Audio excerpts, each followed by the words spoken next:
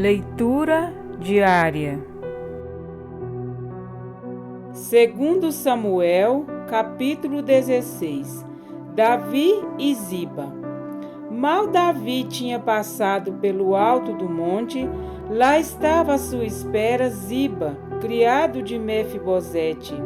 Ele trazia 2 jumentos, carregando 200 pães, 100 bolos de uvas passas, 100 frutas da estação e uma vasilha de couro cheia de vinho.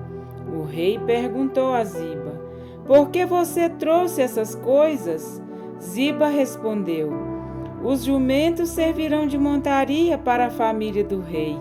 Os pães e as frutas são para os homens comerem, e o vinho servirá para reanimar os que ficarem exaustos no deserto." "Onde está Mefibosete, neto de seu senhor?" perguntou o rei. Respondeu-lhe Ziba: "Ele ficou em Jerusalém, pois acredita que os israelitas lhe restituirão o reino de seu avô." Então o rei disse a Ziba: "Tudo que pertencia a Mefibosete agora é seu." "Humildemente me prostro", disse Ziba, "que o rei meu senhor agrade-se de mim." Simei amaldiçoa Davi. Chegando o rei Davi a Baurim, um homem do clã da família de Saul, chamado Simei, filho de Gera, saiu da cidade proferindo maldições contra ele. Ele atirava pedras em Davi e em todos os conselheiros do rei. Embora todo o exército e a guarda de elite estivessem à direita e à esquerda de Davi, enquanto amaldiçoava, Simei dizia: saia daqui, assassino, bandido! O Senhor retribuiu a você todo o sangue derramado na família de Saul, em cujo lugar você reinou. O Senhor entregou o reino nas mãos de seu filho Absalão. Você está arruinado, porque é um assassino."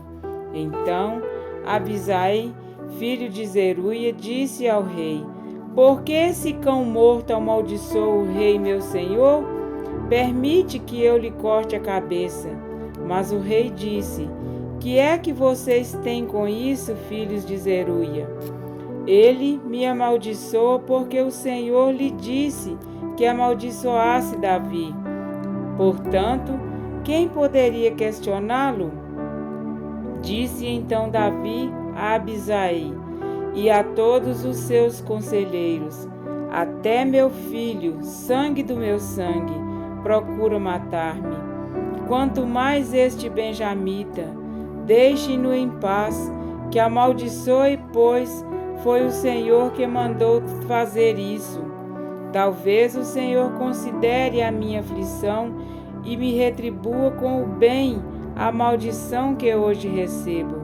Assim Davi e seus soldados prosseguiram pela estrada, enquanto Simei ia pela encosta do monte, no lado oposto, amaldiçoando e jogando pedras e terra.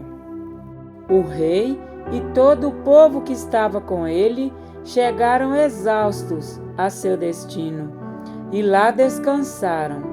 O conselho de Uzai e de Aitofel.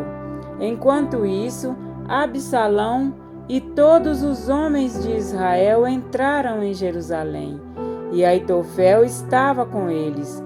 Então Uzai, o arquita, amigo de Davi, aproximou-se de Absalão e exclamou: "Viva o rei! Viva o rei!" Mas Absalão disse a Uzai: "É essa lealdade que você tem para com seu amigo? Por que você não foi com ele?" Respondeu Uzai: "Não, sou do escolhido do Senhor, deste povo e de todos os israelitas, e com ele permanecerei. Além disso, a quem devo servir? Não deveria eu servir o filho? Assim como servia teu pai, também te servirei." Então Absalão disse a Aitofel: "Dê-nos o teu conselho, que devemos fazer?" Aitofel respondeu: aconselho que tenhas relações com as concubinas de teu pai, que ele deixou para tomar conta do palácio. Então todo Israel ficará sabendo que te tornaste repugnante para teu pai. E todos os que estão contigo se encherão de coragem. E assim armaram uma tenda no terraço do palácio para Absalão. E ele teve relações com as concubinas de seu pai à vista de todo Israel. Naquela época, tanto Davi como Absalão consideravam os conselhos de Aitofel como se fossem a palavra do próprio Deus. Amém? Para refletir, é de admirar a atitude de Davi com relação ao que lhe disse Ziba, com presentes que naquele momento atendiam às necessidades do rei e de seus homens. Ziba encontrou a oportunidade de tomar para si tudo o que pertencia a Mefibosete, e mesmo sem buscar a verdade, Davi consentiu com a ambição daquele homem, quebrando a aliança que havia estabelecido com Jonatas. Mas aquele ato de injustiça foi sucedido por uma jornada difícil e extremamente fatigante. Eis que um homem da família da casa de Saul, cujo nome era Simei, atirando pedras, ia caminhando e amaldiçoando a Davi. Novamente o rei mostrou uma atitude nada previsível. Diante de uma viagem carregada de insultos e de pedradas que constantemente ameaçavam a sua integridade física, Davi prosseguia em seu caminho, como se nada estivesse acontecendo. A sua perspectiva quanto à atuação divina incluía acreditar que até mesmo aquela maldição era um instrumento de Deus para puni-lo. Davi estava disposto não só a receber as bênçãos do Senhor, mas também a aceitar a sua disciplina. Mesmo que Deus não fosse o responsável por aquela terrível perseguição, Davi era consciente de que a misericórdia divina sempre vai estar além de qualquer maldição. Deus não era o autor daquela rebelião, nem tampouco da abominação cometida por Absalão com as concubinas de seu pai, mas ele pôde permitir que o pecado revele seus efeitos. A profecia dada pelo profeta Natã a Davi quanto à vergonha pública de seu leito foi simplesmente a revelação do que futuramente aconteceria. E a chegada ao Jordão de Davi e do povo que o acompanhava lhes concedeu finalmente um almejado descanso. As ruins suspeitas e a fofoca podem nos levar à quebra do 9º mandamento. Não dirás falso testemunho com o teu próximo. Êxodo 20:16. Ouvir apenas um lado da história nos torna passíveis de cometer algum tipo de injustiça.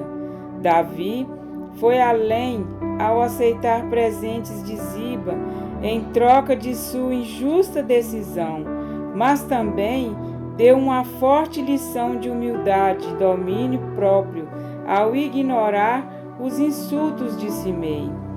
Mostrou certo desconhecimento ao atribuir a Deus a maldição proferida por Simei, mas revelou a sua firme confiança na graça que sobrepuja toda a ira.